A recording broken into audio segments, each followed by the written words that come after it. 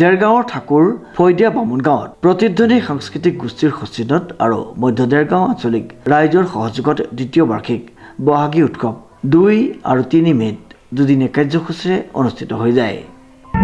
সাংস্কৃতিক গোষ্ঠীৰ সৌজন্যত আৰু দেৰগাঁও মধ্য দেৰগাঁও আঞ্চলিক ৰাইজৰ সহযোগত এইবাৰ দ্বিতীয়বাৰৰ বাবে আমি বহাগী বিহু উৎসৱ অনুষ্ঠিত কৰিছোঁ। আজি দ্বিতীয় দিনৰ কাৰ্যসূচী আৰম্ভ হৈছে। আমাৰ স্থানীয় ৰাইজৰ সহায় সহযোগত আমাৰ এই বসন্ত উৎসৱ পাতিবৰ কাৰণে আমি সমৰ্থ হৈছোঁ।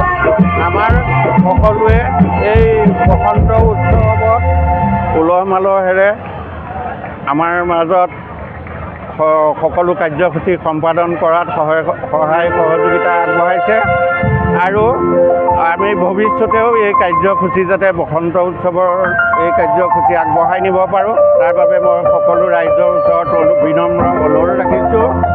আৰু এই আমাৰ বসন্ত উৎসৱৰ বিশেষ উদ্দেশ্য আৰু আমাৰ নৱপ্ৰজন্মক যাতে আগবঢ়াই নিব পাৰোঁ, তাৰ বাবেও আমি এই বসন্ত উৎসৱ ভাগ আয়োজিত কৰা হৈছে।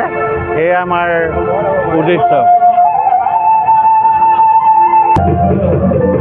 আমাৰ এই অনুষ্ঠানৰ যোগেদি ভৱিষ্যতে আমাৰ যিখিনি উঠি অহা প্ৰজন্ম, আমি সেই উঠি অহা প্ৰজন্মক আমাৰ ৰঙালী বিহুৰ যাতে আমি আমাৰ সমাজত জীয়াই ৰাখিব পাৰোঁ, তাৰ বাবে আমি অনাগত দিনত চেষ্টা কৰিম আৰু আমি সেই চেষ্টা সকলোৰে মাজলৈ আগবঢ়াই দিয়াত আগবাঢ়ি যাম।